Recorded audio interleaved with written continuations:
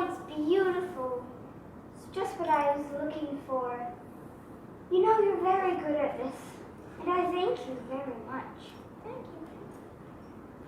I was also wondering, do you have anything that can hang on a wall for my husband? And he also likes birds. I think I do.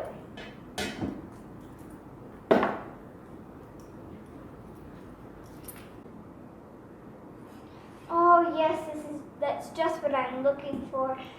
Oh, it's beautiful.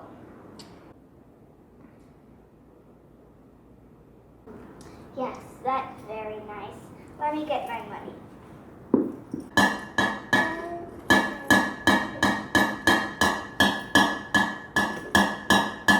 Here you go.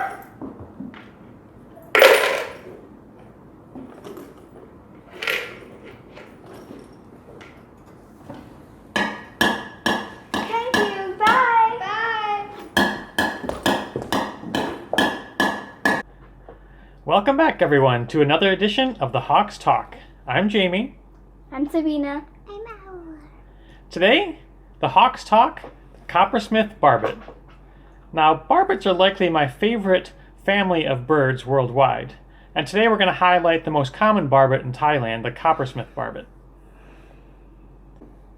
We'll also touch on the art and production of early bird and natural history books, with a focus on a hand-colored steel engraving print.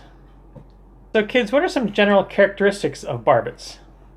They have a thick and powerful bill. They do have a very large, thick, powerful bill. I was going to say that. They like to eat fruit. Yes, like the Asian koala that we talked about in our first edition, barbets are frugivorous, which means most of their diet is fruit. They nest in cavities. That's right. Barbets are cavity nesters, and they themselves dig out the cavity in dead wood and trees to make a nest. They like to be in the canopy. That's right. Barbets, you'll never see barbets on the ground. They spend most of the time in the canopy of the tree, up on the leaf area of the tree. Is there anything else that you guys can think of that is a good characteristic of a barbet?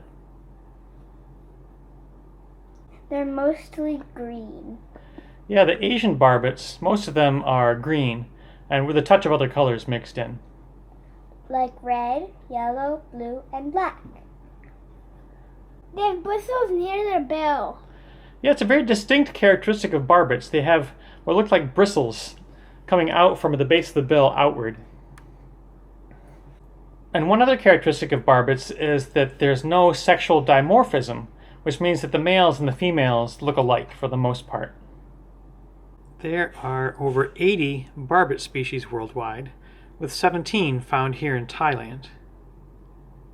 Most have a general green color with highlights of red, blue, yellow, or black. And they tend to have a very heavy, strong bill and bristles at the base of their bill. Now the species we're focusing on today is this one, the Coppersmith Barbet. It's a bird that's about 15 to 17 centimeters long, about 6 or 7 inches. So do you guys remember why this barbet is called the Coppersmith Barbet? Because of its calls. That's right. Bird calls are another great tool in bird identification, as each species has its own distinctive call. Now think back to our opening role play where Oliver was a coppersmith. Now a smith is a person that designs and creates things out of metal, and a coppersmith uses copper and its alloys in their work. So think back and remember, what was Oliver doing over and over during the scene? Yeah, he was hammering repeatedly on the metal with his hammer. When the Coppersmith Barbet was first described, it was given its name because of its call. A monotonous tonk repeated over and over. Just a tonk, tonk, tonk, tonk, tonk, tonk.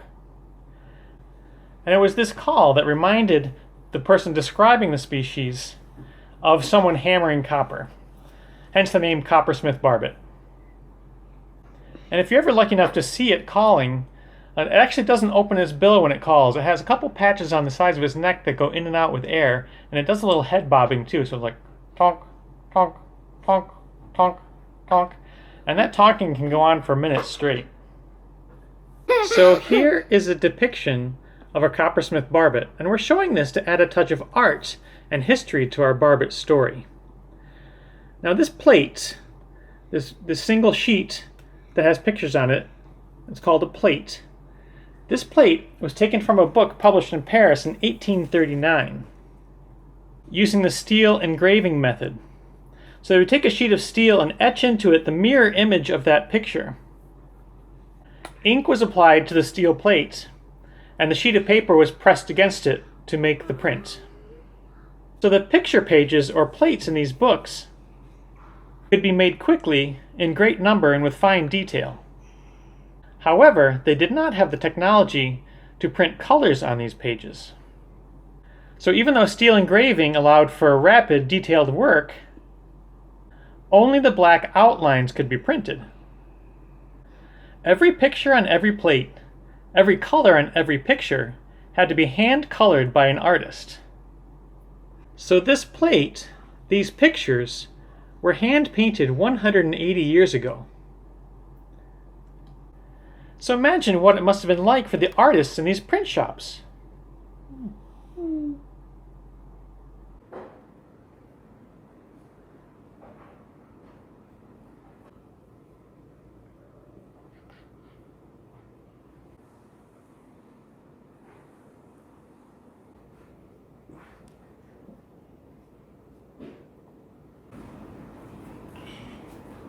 Do we have to fund the printer?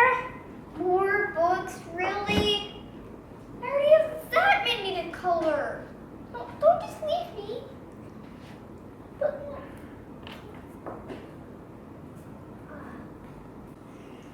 Printer can do it so easily. I just do the black and white drawings. And I have to color everything in, which takes such a long time.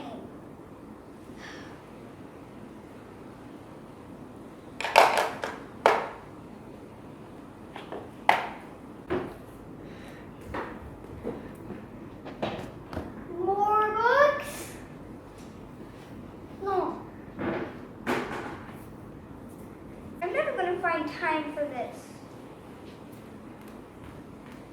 I already spent like 2 hours on this flower. So picture yourself the artist. Now your publishing house drops 1,000 books in your lap, each with 50 plates, each plate with multiple pictures to color. Quite a daunting task. But it also makes us appreciate the artistry that went into making these beautiful old books. We hope you've enjoyed the Hawks Talk Coppersmith Barbet. If you have the chance, get out into your neighborhood and keep an eye and ear out for the Coppersmith Barbet and its tonk, tonk, tonk, tonk, tonk repeated call. Thanks, as always, for watching. From our family to yours, we urge you to stay safe and stay curious. Bye!